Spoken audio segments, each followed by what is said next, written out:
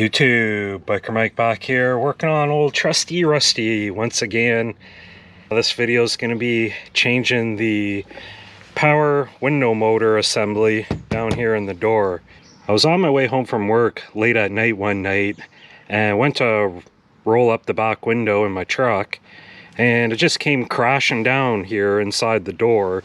So with it being stuck down in the door, I had to figure out a way to get it back up temporarily and hold it into place. So I'll show you how I did that, and then I'll get into showing you how to change the whole power window motor assembly down here in the door.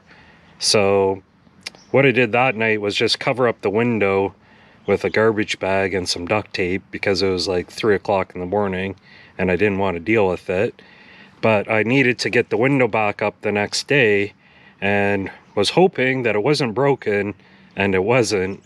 So I'll jump right into it here and show you guys what you need to do to either hold it up temporarily or to replace the whole power motor assembly. And I'll leave a link in the description of where I got that power window motor assembly.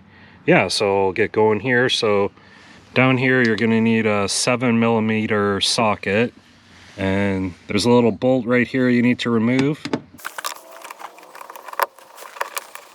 and you need to remove this bezel around the door handle. So I just use a little screwdriver and carefully pop it out. And you need to remove the bezel around the lock. Just make note of what position it was in when you took it out. And there's going to be another 7mm bolt right here under the door handle.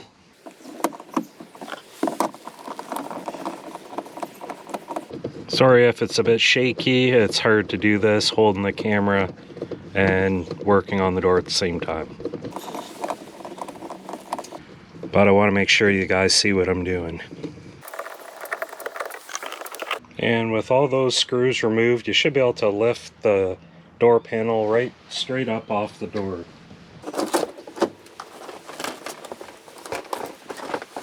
So right in here, there's a switch for the power window. You're going to need to disconnect that. And to disconnect it, you just need to push in on this brown tab right there. So with the door panel off, we're going to need to pull back some of this vapor barrier.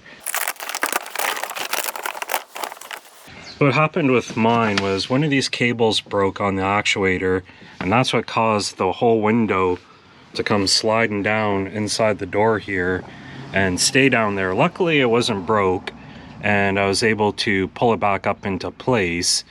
And I'll show you here how I held it into place until I got a new motor assembly, and it was actually pretty simple. So what I used to hold it up temporarily was just a big heavy-duty zip tie, and I just fed it around the power window assembly pretty much just like that. So I just went around this bracket here that pinches onto the window, and then right around this piece on the door itself, and then tightened it up, and that held it in place till I was able to get the new power window assembly. And while you're doing that, you can also duct tape the window. So with the duct tape holding the window up, there's also a suction tool that you can strap around the window and suction onto both sides of the window to hold it up as well. I just chose to use duct tape, so that's what I used. But you just want to make sure it's not going to fall down when you unbolt the power motor assembly here. So there's a 10mm nut up on this side, and then down here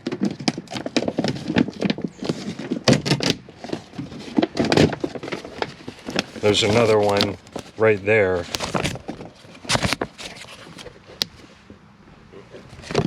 And also another one right up here, right there, and another one down there. So I'm going to get those loosened off, and I'll show you how to take this whole assembly out of the door, and it's going to come out the door right through here. That's how I got mine out. And like I say, just want to make sure the window's being held up really good with either duct tape or the suction tool or both, but you just don't want that window to come crashing down once you remove the power window assembly. Okay, I missed one bolt to show you guys. This nut down here needs to come off, and then this bolt over here needs to come out as well.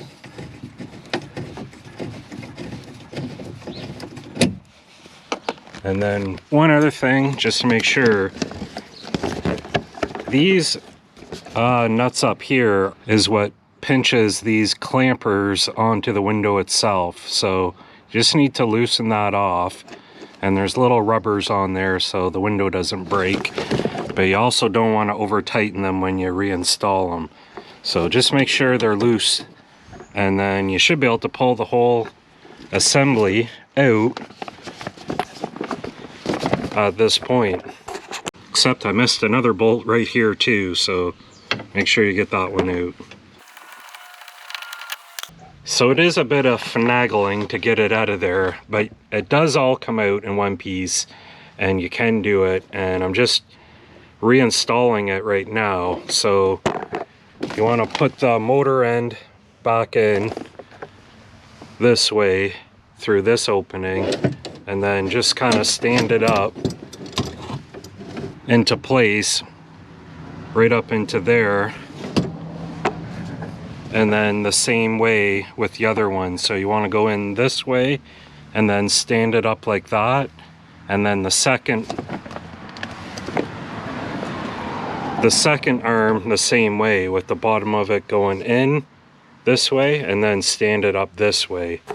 So down here obviously there's going to be a plug to plug in the new motor, so that's pretty self-explanatory there.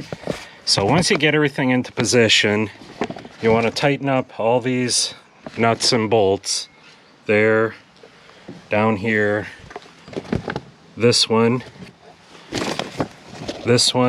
and this one. And once they're tight, then you make sure your window is in the correct position in the clamps, with the little rubber piece right in there that'll clamp around each side of the window. And once they're all in place and looks good, you can go ahead and tighten up these nuts right there to tighten up the clamps. And once those are tightened up, then you should be good to go. And it's really a pretty simple job. It just takes a little bit of finagling to get the big arm brackets inside the door panel, but just do it all from this side. You might have to feed it in this way or up that way, or a combination of both, but it will go in there. Just take your time, don't get impatient with it. And other than that, I just need to re-stick on the vapor barrier and put the door back together the opposite way it came apart, obviously. So hopefully that video helped you guys out. I looked around for a video on doing this and I couldn't find one, so I thought I'd make one. This is actually a few months after I did the job, so I had to take it all apart again to show you guys, but that's all good. That's why I make my videos, is to help people. So if you found it helpful, subscribe to my channel, like this video if you like the video, and if you need one of these actuator motors, once again, I'll leave a link in the description of where you can get that. So there you go, another Biker Mike how-to on old trusty rusty, my old trusty truck. Probably should be getting a new one sometime soon, but it's only got 350,000 kilometers and it's only 17 years old, so it's a GMC, so I'm sure I can get 25 out of it. But anyways, thanks again, Biker Mike out.